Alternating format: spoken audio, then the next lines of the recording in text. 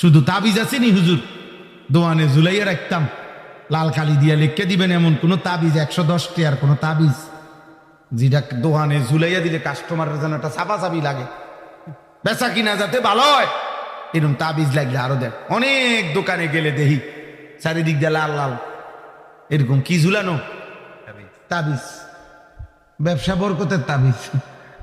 হ্যাঁ বরকত, উনি কিস্তি লয়, আর আমার দায়িত্ব হলো দোয়া করে দিতাম যাতে ব্যবসা বরকত। হারাম খোর তোর জন্য কি দোয়া করতো? এই বেটা কিস্তি করতো হারাম খোর বেটা, সুদ করতো হারাম খোর বেটা, হারাম খোরের জন্য আবার দোয়া কিসের? অবৈধ উপার্জনকারীর জন্য আবার কিসের দোয়া বেটা? দোয়া যদি করতে হয় তাহলে দোয়া তো হবে এটাই যে আল্লাহ আপনি তার হারামের মধ্যে 1 পয়সার বরকত দিয়েন না, আপনি তারে হারাম থেকে বাঁচার তৌফিক দেন, আরে তারা আল্লাহ ফিরিয়ে দেন, এটা না তার জন্য দোয়া। বুঝেন নাই কথা? এটা না মূল দোয়া। হালাল হারামের পার্থক্য যার মধ্যে নাই, ও মানুষরূপী জানোয়ার, তার জীবন আর জানোয়ারের জীবন বরাবর। আল্লাহ কোরআনে বলছে।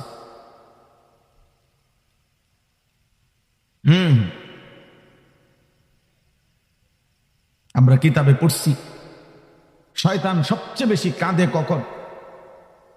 শয়তান কাঁদে কখন? আল্লাহ নবী সাল্লাল্লাহু আলাইহি সাল্লাম বলছে বান্দা যখন সেজদা করে তখন।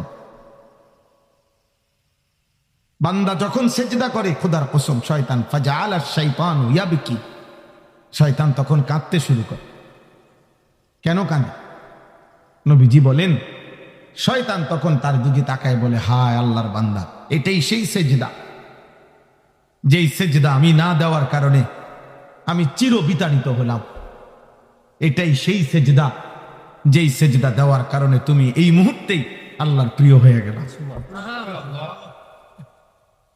এই তো সেই সেজদা, এই তো। আমি আজ থেকে কমপক্ষে 20 বছর আগে কুমিল্লা মুরাদনগর এক জায়গায়, আমার 20 বছরের কম হবে না, সিএনজিতে মাহফিলে যাওয়ার সময় আমার ডাকাতে ধরছিল। কমপক্ষে 20 বছর আগে হবে, কিন্তু আমি আজও এই 20 বছর পরেও ওই রাস্তা দিয়ে গেলেই আমার গাড়ি যেই থাকে তার আমি একবার হলেও দেখাই, এরে এরে এরে এই জায়গাটা আমার আজও মনে পড়ে, ওই কথাটা আমার মনে পড়ে। মানুষ জীবনের এরকম অনেক ঘটনা আছে, ব্যক্তি জীবনের, সবাই জীবনে সেটা তার বারবার মনে পড়ে, বলে না। আজরাইল, আরে মালাকুল, সরি ইবলিস, শয়তান যখনই কেউ সেজদা করে তার এটা মনে পড়ে, হায় এটাই তো সেই সেজদা যে কারণে আমি আল্লাহর দরবার থেকে চির বিতাড়িত হই। এজন্য বন্ধু, আমাদের পক্ষে দিন মানা সহজ, ইসলাম মানা সহজ, কোনো যুক্তি ছাড়া, কোনো কারণ ছাড়া, বাস্তবসম্মত কোনো কারণ ছাড়া প্রতিনিয়ত আমরা আল্লাহকে ভুলে যাচ্ছি। আল্লাহ তাআলা আমাদেরকে আজ 7 মে 2026 রোজ বৃহস্পতিবার নরসিংদী জেলা শিবপুর উপজেলাধীন দড়িপুরা বাইতুল উলুম দারুল কোরআন বালিকা মাদ্রাসার উদ্যোগে আজকের এই মোতাবারক ওয়াজ ও দোয়ার মাহফিলে আল্লাহ তাআলাই আমাদেরকে আসবার বসবার আল্লাহর জন্যই জমা হওয়ার তৌফিক দান করেছেন, আলহামদুলিল্লাহ। পবিত্র কোরআনুল কারীমের 17 নম্বর পারা, কোরআনুল কারীমের 22 নম্বর সূরা, সূরাটির নাম হচ্ছে সূরায়ে হজ। এই সূরার 3টি আয়াত 26, 27, 28 আমি তেলাওয়াত করেছি। ইনশাআল্লাহ এই আয়াতগুলোকে সামনে রেখে আমরা সামান্য কিছু কথা আরজ করতে চাই। মনোযোগ দিয়ে শুনলে, আবারও বললাম, ছোট বড় সবাই বুঝবেন ইনশাআল্লাহ। আল্লাহর কথা বুঝবার জন্য 3টা জিনিস একত্রিত করা জরুরি। একটা হলো কান, দিল, চোখ। কেউ যদি এই 3 জিনিস একসাথ করে তো নিশ্চিত আল্লাহর কথা থেকে তার উপদেশ হাসিল হয়। আমরা গ্রামের মানুষ, শহরের মানুষ, শিক্ষিত মানুষ, মূর্খ মানুষ, স্কুলের মানুষ, মাদ্রাসার মানুষ, এগুলো কোনো বিষয় না। মুসলমান মাত্রই আপনি বুঝবেন ইনশাআল্লাহ, এটা আল্লাহর ওয়াদা। অতএব এই বিভক্তির কোনো দরকার নেই, চিন্তারও দরকার। আগের থেকে যদি আমার জেহানে থাকে যে আমরা বুঝতাম না, তাহলে আপনি কোনোদিনও বুঝতেন না। বরঞ্চ আল্লাহ তাআলা কোরআনুল কারীমের মধ্যে বলছেন, ইন্না আনজালনাহু কুরআনান আরাবিয়্যান লাআল্লাকুম তাআকিলুন। আমি আল্লাহ এই কোরআন আরবি ভাষায় নাজিল করেছি। কেন? সব ভাষা আমার। এই পৃথিবীর সমস্ত ভাষাই তো আল্লাহ তাআলার। বাংলা, উর্দু, আরবি, ইংরেজি, হিন্দি, ফার্সি, পশতু যা আছে পৃথিবীতে জীবন্ত ভাষা আছে প্রায় 3,000। আবার আঞ্চলিকতা চিন্তা করলে আরো অনেক বেশি। মানে আমাদের বাংলা ভাষাই মনে করেন একটা ভাষা, তো এটার মধ্যে আবার আঞ্চলিকতা ভিন্ন ভিন্ন, জেলা ভিত্তিক, স্থান ভিত্তিক, এরিয়া ভিত্তিক ভাষার ভিন্নতা আছে না। সিলেটের ভাষা একরকম কথা, চিটাগাংয়ের কথা একরকম, আমাদের কুমিল্লার কথা একরকম, আপনাদের নরসিংদীর কথা একরকম, বিবারিয়ার কথা একরকম, উত্তরবঙ্গের মানুষের কথা আরেক রকম। এই যে ভিন্নতা, আঞ্চলিকতা, এই সব আল্লাহ তাআলার।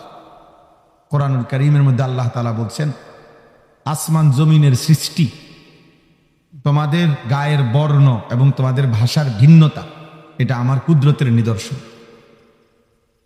মিন আয়াতিহি খালকুস সামাওয়াতি ওয়াল আরদ ওয়া ইখতিলাফু আলসিনাতিকুম ওয়া আলওয়ানিকুম। তোমাদের ভাষার ভিন্নতা এবং রঙের ভিন্নতা, সাদা, কালো, ফর্সা, এই যে আমাদের গায়ের রং, আল্লাহ বলেন এটা আমার কুদরতের নিদর্শন। তাহলে এই সমস্ত ভাষা আল্লাহ তাআলার। এর মধ্য থেকে আল্লাহ তাআলা বলেন, আমি আরবি ভাষাটাকে সবার জন্য নির্ধারণ করেছি, আখিরাতের ভাষা, কোরআনের ভাষা, সুন্নাহর ভাষা, ঈমান ইসলামের ভাষা, দ্বীনের ভাষা। কেন? লাআল্লাকুম তাকিলুন, যেন তোমরা সকলেই বুঝতে পারো। তাহলে এটা আল্লাহ তাআলার ফয়সালা যে তুমি যেই ভাষাভাষী হও না কেন, আমার কোরআন তুমি বুঝবা। আমি বুঝার উপযোগী করেই কোরআন নাজিল করেছি, আমার কথা আমি বলেছি। এজন্য আমাদের সবার পক্ষেই ইসলাম বুঝা, দ্বীন বুঝা এবং মানা শতভাগ সম্ভব। 50% না, শতভাগই সম্ভব।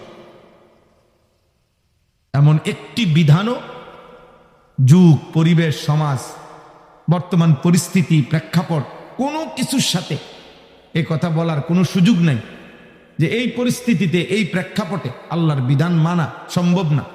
না, এটা ভুল কথা। বরং যদি প্রেক্ষাপট ভিন্ন হয়, শরীয়তের মাসআলাও ভিন্ন, শরীয়তের মাসআলাও ভিন্ন। একজন ব্যক্তি কোনোভাবেই দাঁড়াইয়া নামাজ পড়তে পারে না, তার শরীরে পারছে না দাঁড়ায় থাক, তো তার জন্য কি ভিন্ন মাসালা নাই? আছে। একজন ব্যক্তি এত লম্বা পথের সফর, কোনোভাবেই সে রোজা রাখতে পারবে না, তার জন্য কি ছেড়ে দেওয়ার হুকুম নাই? আছে। লম্বা পথের সফর, তার জন্য নামাজের রাকাতের মধ্যে কসর মুসাফিরের জন্য আছে কিনা বল? তার মানে অবস্থার ভিন্নতায় আলাদা আলাদা হুকুম আছে, শরীয়তের মাসআলা আছে। অতএব কোন পরিস্থিতিতে আল্লাহকে মানা অসম্ভব না, অসম্ভব না, সম্ভব। কোরআন কারীমে আল্লাহ তাআলা বলেন, মা জাআলা আলাইকুম ফিদ-দীন মিন হারাজ। ওই ভাই, ওই মোবাইলওয়ালা, এই ফালতু বেটা, বাইরে এখান থেকে যাও, বেটা এখান থেকে সরে গেলা কেন? আরে আমি দেখছি লাল গেঞ্জি। তামাশা করুন আব্বা, তুমি চলে গেলে ভালো। 2-4 জন ফালতু মানুষ না শুনলে সমস্যা নাই,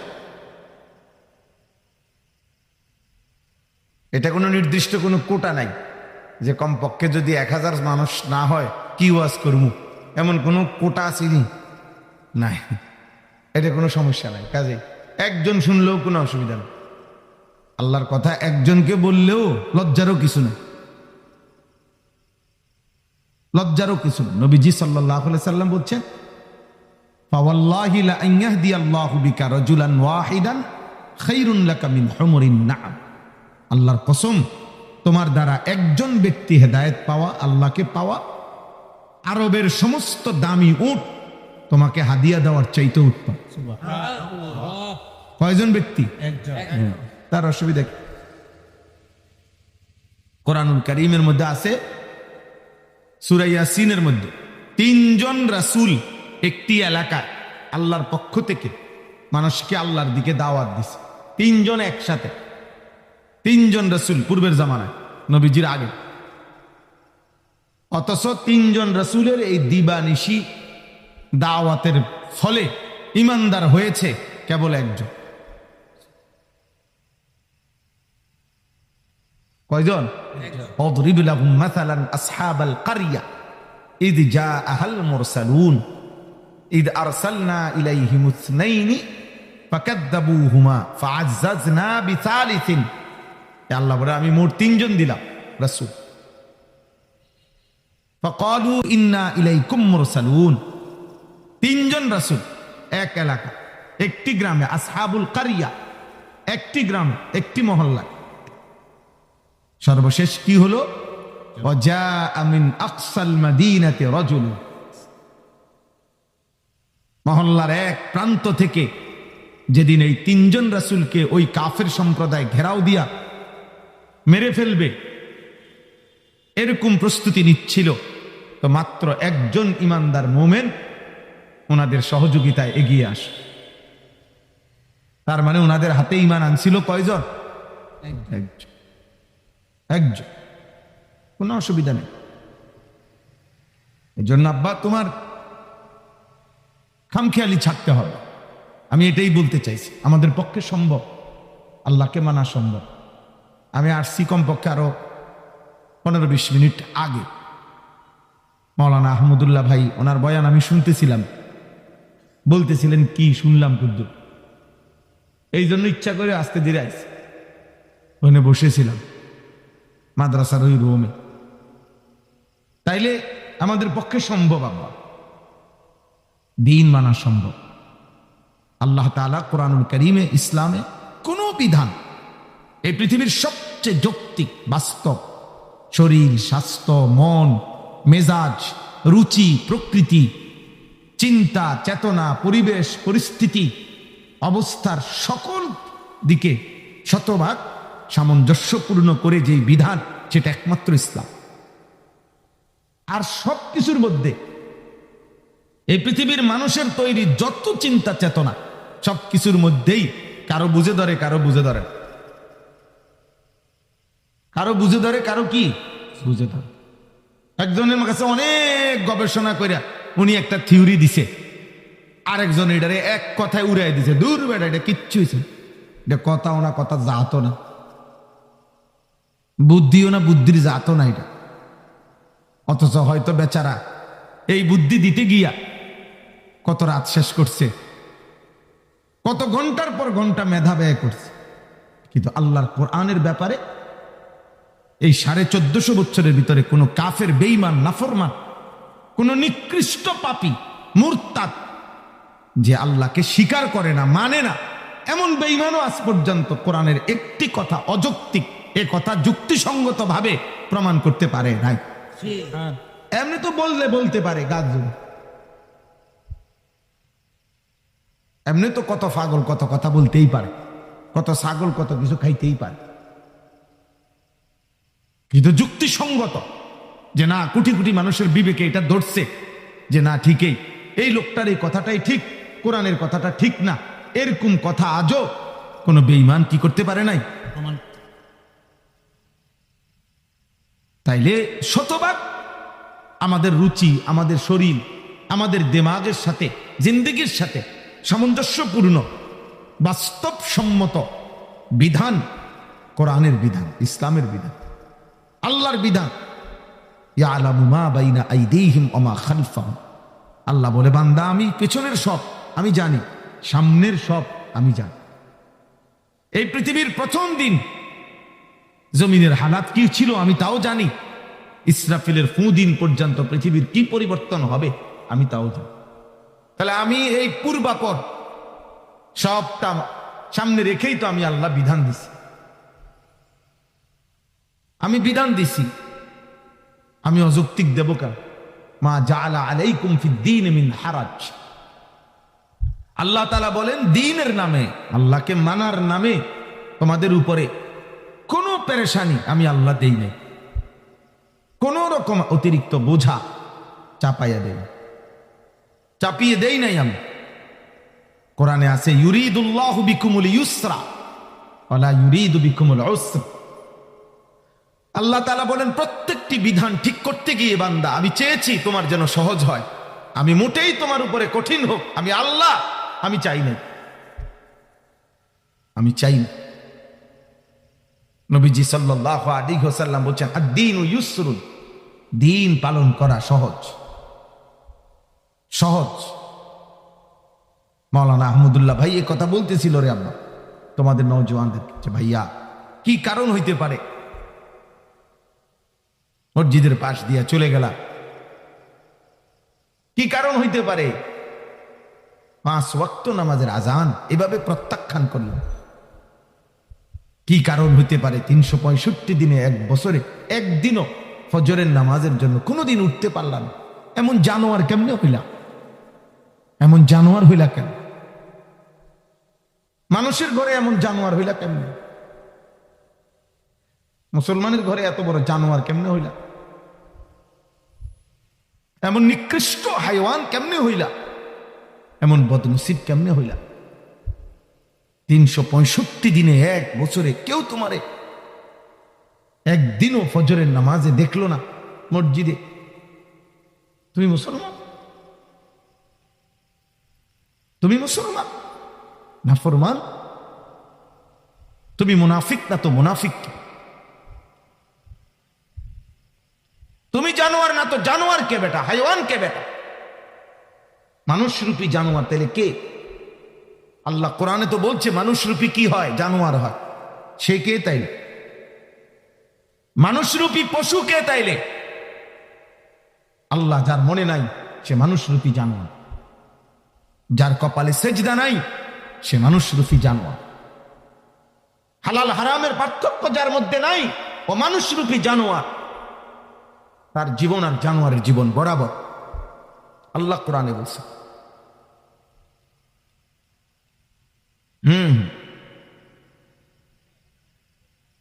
আমরা কিতাবে পড়ছি শয়তান সবচেয়ে বেশি কাঁদে কখন? শয়তান কাঁদে কখন? আল্লাহ নবী সাল্লাল্লাহু আলাইহি সাল্লাম বলছে, বান্দা যখন সেজদা করে তখন।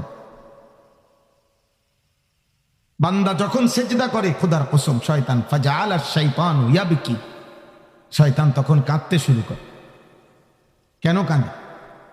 নবীজি বলেন, শয়তান তখন তার দিকে তাকায় বলে, হায় আল্লাহর বান্দা, এটাই সেই সেজদা যেই সেজদা আমি না দেওয়ার কারণে আমি চির বিতাড়িত হলাম। এটাই সেই সেজদা যেই সেজদা দেওয়ার কারণে তুমি এই মুহূর্তেই আল্লাহর প্রিয় হয়ে গেল। এই তো সেই সেজদা, এই তো। আমি আজ থেকে কমপক্ষে 20 বছর আগে কুমিল্লা মুরাদনগর এক জায়গায়, আমার 20 বছরের কম হবে না, সিএনজিতে মাহফিলে যাওয়ার সময় আমার ডাকাতে ধরছিল। কমপক্ষে 20 বছর আগে হবে, কিন্তু আমি আজও এই 20 বছর পরেও ওই রাস্তা দিয়ে গেলেই আমার গাড়ি যেই থাকে তার আমি একবার হলেও দেখাই, এই জায়গাটা আমার আজও মনে পড়ে। ওই কথাটা আমার মনে পড়ে। মানুষ জীবনের এরকম অনেক ঘটনা আছে, ব্যক্তি জীবনের, সবাই জীবনে সেটা তার বারবার মনে পড়ে, বলে না। ইবলিস শয়তান যখনই কেউ সেজদা করে তার এটা মনে পড়ে, হায় এটাই তো সেই সেজদা যে কারণে আমি আল্লাহর দরবার থেকে চিরবিতাড়িত হই। এজন্য বন্ধু, আমাদের পক্ষে দিন মানা সহজ, ইসলাম মানা সহজ, কোনো যুক্তি ছাড়া, কোনো কারণ ছাড়া, বাস্তবসম্মত কোনো কারণ ছাড়া প্রতিনিয়ত আমরা আল্লাহকে ভুলে যাচ্ছি।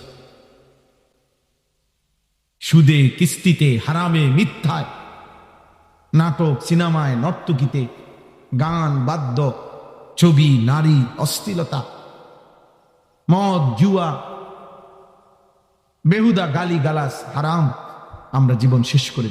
কারো 60 বছর চলে গেছে, 60 বছর গুনাহ ছাড়ার আজও টাইম হয় না। কারো 70 বছর চলে গেছে, আহা আজও ওনার মনে পড়ে নাই গুনাহ ছাড়া দরকার। 60 বছর বয়স, এখনো কথায় কথায় গালি দেয়, সময় হয় নাই আজ। এখনো টেলিভিশন দেখে, এখনো নাচ গান দেখে, এখনো হারাম ব্যবসা করে, এখনো কিস্তি নেয়, এখনো মিথ্যা বলে, এখনো ওজনে কম দেয়। আজ যা 60 বছর পরও কয় না এই যে গাছ এটা উনার না। আজ যা 60 বছর পর হয়ে গেছে, এখনো বলে না যে এই বাড়ির কোনা দিয়ে রাস্তা এটা উনার না, এই জায়গায় এই 1 শতক আসলে উনার না। এই মিথ্যুক হারামের উপরে 1 বিঘত জায়গা হারামের উপরে চলতেছে, কয় না বুড়ো হয়ে গেছে,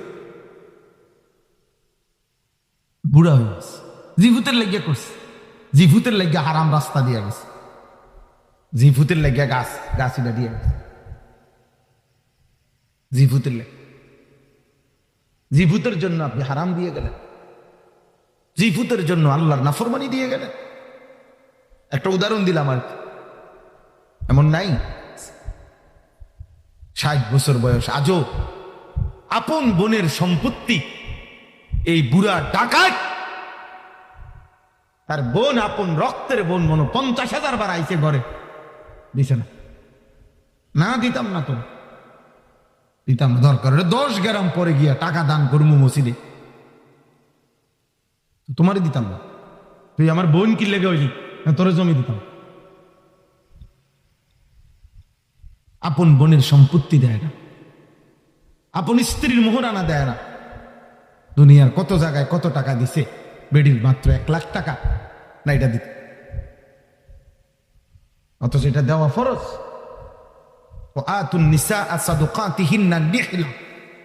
আল্লাহ বলছে তোমরা তোমাদের স্ত্রীদেরকে স্বাচ্ছন্দ্যে খুশি খুশি দিলে তাদের মোহর দিয়ে দাও, তাদের মোহরানার টাকা দিয়ে দাও। না এটা দিবে, এটা বুড়া, এটা 900। আল্লাহ আমাদেরকে মাফ করে দেন। চাচা গুনাহ ছেড়ে মাফ চাইতে হবে। আল্লাহ কুরআনুল কারীমের মধ্যে বলছে ইন্নী গাফফারুন লিমান তাবা ওয়া আমানা ওয়া আমিলা সালিহা। আমি তার জন্য গাফফার, 1 নম্বরে যে তওবা করে মানে গুনাহ ছেড়ে দেয়। তওবার প্রথম অর্থ হলো গুনাহ ছেড়ে দেওয়া। 2 নম্বর ওয়া আমানা, যে আমি আল্লাহর কথা মেনে নেয়। 3 নম্বর ওয়া আমিলা সালিহা, যে নেক আমল শুরু করে দেয়। আল্লাহ বলে আমি তার জন্য গাফফার, আমি তার 70 বছর না 90 বছরের গুনাহ মাফ করে দেব। কিন্তু গুনাহ শতভাগ জাগাত রাখা আপনি কিতা মাফসা, গুনাহ জাগাত রাখা। হ্যাঁ, কাবা শরীফের ইমাম সাহেব আইনাও যদি আপনি টাকা দিয়া পয়সা দিয়া তওবা করান, কিতা তওবা? ইমাম সাহেব কি এর তওবা ফরায়? ইমাম সাহেব জানিনি আপনি এই পর্যন্ত কত জমি মেরে দিছেন? কথা কয় না। কত টাকা সুদ খাইছেন আপনি জানেননি? ইমাম সাহেব জানেনি। ইমাম সাহেব যদি টাকা 500 দিয়ে দায়িত্ব দিলেন পুরো আখেরাতটা ক্লিয়ার করে দিতে, কিতা ঘটনা কি? হ্যাঁ, আখেরাত ইমাম সাহেবের আব্বার সম্পত্তি, হাসরের মাঠ ইমাম সাহেবের বাপের জমি। তো তওবা কই? তওবা মানে হলো গুনাহ ছেড়ে দাও। কথা বুঝছেন নি আব্বা? ছেলেরা বাবা বুঝছো কিনা বলো? তওবা মানে গুনাহ ছেড়ে দাও। আরে বাপ, জওয়ান বুড়া সবার জন্য বললাম, তওবা মানে প্রথম অর্থ এটা। আগে তো গুনাহ ছাড়তে হবে। খালউ মা কান তাওবার প্রথম অর্থ হইল সমূলে গোড়া সহ, কালউ মানে হইল শিকড় সহ উড়ায় ফেলা। এই গাছটারে একবারে শিকড় সহ মাটির তলের থেকে উঠে এলাম, এটারে কয় কালউ আরবিতে বলে। এই তাওবার প্রথম অর্থ হইল গুনাহ একের গোড়া সুদ্ধা উড়াইয়া ফেলায়, আপাতত না, সাময়িক না, টোটাল ছেড়ে দিল। এটা হলো প্রথম অর্থ কালউ মা কান। এরপরে আইয়াজিমা আল্লা ইয়াউদা ইলাইহা আবাদা, দ্বিতীয়ত হলো আল্লাহর নিকটে এ কথার মজবুত সিদ্ধান্ত দেওয়া যে আল্লাহ জেনে বুঝে এই গুনাহ আর কোনোদিন করব। 3 নাম্বার হলো আইয়ান্দামা আলাইহা, লজ্জিত অনুতপ্ত হয়ে আল্লাহর কাছে মাফ চাওয়া। আল্লাহ আমি লজ্জিত, ভুল হয়েছে, আমি বুঝি নাই, আপনি আমারে মাফ করুন। আল্লাহ বললেন এমন 3 জিনিস, 1 নাম্বার ছেড়ে দিল গুনাহ, 2 নাম্বার আর করবে না ওয়াদা দিল, 3 নাম্বার লজ্জিত হয়ে মাফ চাইল। আমি আল্লাহ ওয়াদা দিলাম এমন বান্দার 90 বছরের গুনাহ, পাহাড় পরিমাণ গুনাহ, আসমান পরিমাণ গুনাহ, আমি জমিনের বালুকণা পরিমাণ গুনাহ আমি একসাথে মাফ করে দেব। গাফারতু লাকা ওয়ালা উবালি, আল্লাহ বলে কোনো পরোয়াও করব না, কাউরে বলবো না, তোমারে লজ্জাও দিব না, তোমারে কিছুই বলবো না বান্দা, শুধু সত্য মতো আসো, আমি সব মাফ করে দেব। তবে শুধু নিয়ম মাফিক আসো, আমার সিস্টেম বাতাইছি যেভাবে, আমি সেভাবে আসো, সেভাবে আসো।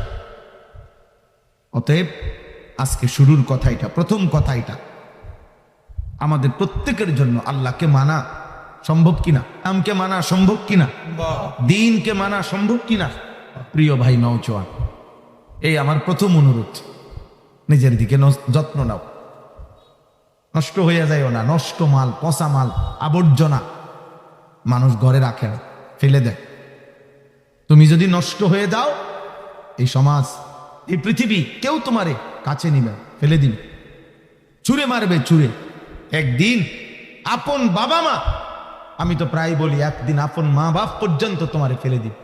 একদিন বাবা বলে ফেলবে, বাপ পর্যন্ত বলে ফেলবে তার মার কাছে, মানে নিজের বিবির কাছে, বাদ দাও, নিজের ফুত, অথচ বল বাদ দাও এই অজাতে। আর মানুষে তো না, বাদ দাও তারে, তার পথে ছেড়ে দাও, জিগাও তারে বিদেশ যাইব নি, জিগাও নইলে ফাটাই দাও বিদেশ, আর নইলে বাড়ি ছাড়া করো, কোনানে যাইব কও, কাম করবো না, স্যার কি করবো না, কি তা দোয়ানদারি করবো, হেতের হেতের মতো কও, আমি আর পারতেছি না। আহ হায় না ফরমান, তোর বাপ যদি তোর এই ব্যাপারে বলে ফেলে, এবার তোর জন্য ভাববে কে? তোর মা যদি তোর ব্যাপারে বলে ফেলে, আফু তুই বুঝি মানুষ হলি না, এবার তোমাকে নিয়ে ভাববে কে? কে কাঁদবে তোমার চোখ, 1 ফোঁটা চোখের পানি ফেলবে কে? দুনিয়ার বিবিরাও তো স্বামীদের জন্য এতটা কাঁদে না, প্রত্যাশা করে অনেক অনেক কিছু, তার চাওয়া থাকে এই, কিন্তু মা তো কাঁদে।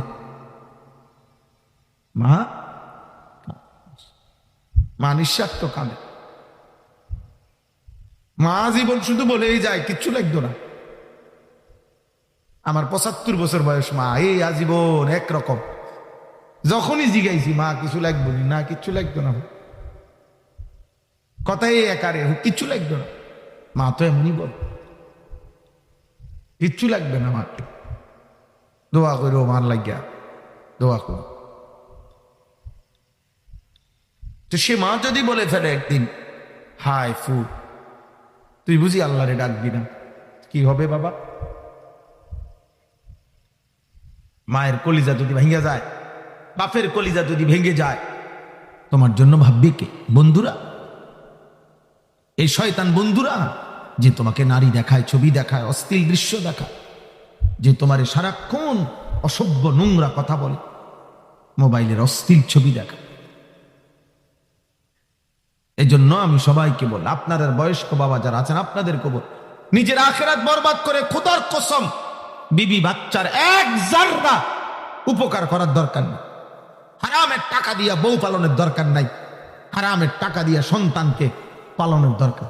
সুদ নিয়েন না, কিস্তি নিয়েন না, ওজনে কম দিয়েন না। হারাম বাটপারি করেন না, মিথ্যা বলেন না। জমি যার যেটা তারে ওটা বুঝাইয়া দেন, রাস্তা যার যেটা তারে বুঝাইয়া দেন, গাছ যার যেটা তারে বুঝাইয়া দেন, বোনের সম্পত্তি দিয়ে দেন, চাচার সম্পত্তি দিয়ে দেন, ফুফুদের সম্পত্তি দিয়ে দেন, যার যা প্রাপ্য সব নিজের হায়াতে থাকতে সাফ করে দেন। আমনে বুঝ আমনে করে নেন, আপনার আখেরাত। আপনার মরার পরে গরু জবাগিরা মানুষ খাবাইব, আর গরুর কান্দে করে আপনি বেহেস্তে যাইবেন? না, এত বাদ দুধ দিয়া খায় না, বুঝেন নাই? হ্যাঁ, ওটা বুঝছে। আবার ওনারে বুঝাইছে যে আব্বা আপনি টেনশন করেন না, আপনি চিটারি বাটফারি করে যেমনি পারেন আপনি ঠিক করে যান, পরে আল্লাহর রহমতে গরু জবাই করে দিন, আপনি লেগে গেলে আমি ভাত খাবাই দিন, সবাই মিললে আপনার ব্যস্ত আলগি দিয়ে দিয়ে ফেল। বুঝেন নাই? গরুর কান্দে করে বেহেস্তে যাবে। আপনার মৃত্যুর পরে তো যদি আপনার জন্য 1 কোটি টাকা খরচ করে, আপনার তো 1 টাকারও তখন দরকার নেই, আমি তো মরিয়ে গেছে।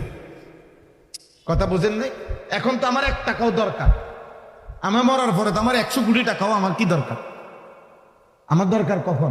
এখন না, এখন আমার টাকা, আমি বাইচা আছি, আমার টাকা এখনই না আমি আল্লাহর পথে খরচ করব। এখনের 1 টাকা আর আমার মৃত্যুর পরে আমার জন্য 100 কোটি টাকা খরচ করলে বরাবর 1 টাকার দাম বেশি, কারণ এখন তো আমার প্রয়োজন, এখন তো আমার প্রয়োজন। আল্লাহ আমাদেরকে মাফ করে দেন। আমাদের প্রত্যেকে আমাদের ব্যাপারে নিজেদের একটা বড় গাফলতি। আমরা যাও কিছু আছি, শারীরিকভাবে কিছু ইবাদত কম বেশি যাও আমরা করি, কিন্তু আমাদের যে অর্থ আল্লাহর দেওয়া, এই কথাটা আমরা বুঝতে চাই কম। আমাদের যে টাকা পয়সা, আয় উপার্জন, জায়গা জমি, এটা যে আমাদের আল্লাহর দেওয়া এবং এটার মধ্যে যে আল্লাহর হুকুম আছে, এটা যথোপযুক্ত বুঝার চেষ্টা করা আমাদের মধ্যে এই মানসিকতাটা কম, এটা কম। এই জন্যই বললাম। অথচ ইসলামের 3টি মৌলিক বিধান, গুরুত্বপূর্ণ বিধান, 2টা ফরজ, একটা ওয়াজিব। এটা আমাদের আর্থিক, আমাদের আল্লাহর দেওয়া অর্থ যেটা উপার্জন, আমাদেরকে আল্লাহ যা দিছে, যাকে যা তার সাথে সম্পৃক্ত। একটা হলো যাকাত, একটা হলো হজ, একটা হলো কোরবানি। এই 3টি আমল স্বাভাবিক দান সৎকার সাথে সম্পৃক্ত না। দান সৎকার তো ইচ্ছা মাফিক।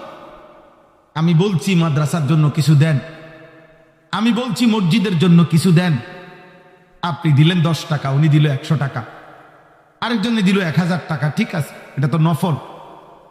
কিন্তু যাকাত তো এমন না যে আপনারা প্রত্যেকেই যাকাত দেন যার যার মতো করে, না না, যাকাত এমন না। যাকাত ইসলামী শরীয়তের একটি ফরজ বিধান, এবং এই ফরজটি আপনার সম্পত্তির উপরে বছরে একবার নির্দিষ্ট সময় আপনি বছর ঠিক করবেন। প্রতি বছর আপনি একটা টাইম ঠিক করবেন যে আমি বছরে এই 1 দিন, এই 2 দিন হিসাব করবো আমার সম্পত্তি আছে কি কি। আমি একজন আলেম থেকে এই 3 দিনে, এই 4 দিনে বুঝে নেব, সেটা রমজান হোক, রমজানের আগে হোক, রমজানের পরে হোক। আপনার এটা দায়িত্ব যে হুজুর আমার মোট জমি দূর, আমার ব্যাংকে টাকা আছে কয় টাকা, আমার কাছে জমা আছে এত, অথবা আমার বিবির হিসাব, আমার স্ত্রীর গহনা আছে এত বড়ি, আমার স্ত্রীর কাছে জমা টাকা আছে এত। এটা হিসাব করে আপনি বলে দেন আমার উপরে যাকাত আসবে কিনা, আসলে কত টাকা। সুজা মাসালা, সহজ কাজ। আমাদের প্রত্যেকের উপরে এটা ফরজ, কিন্তু ইচ্ছা করে আমাদের কোটি কোটি মুসলমান এটা বুঝতে চায় না, জিজ্ঞাসাও করে না।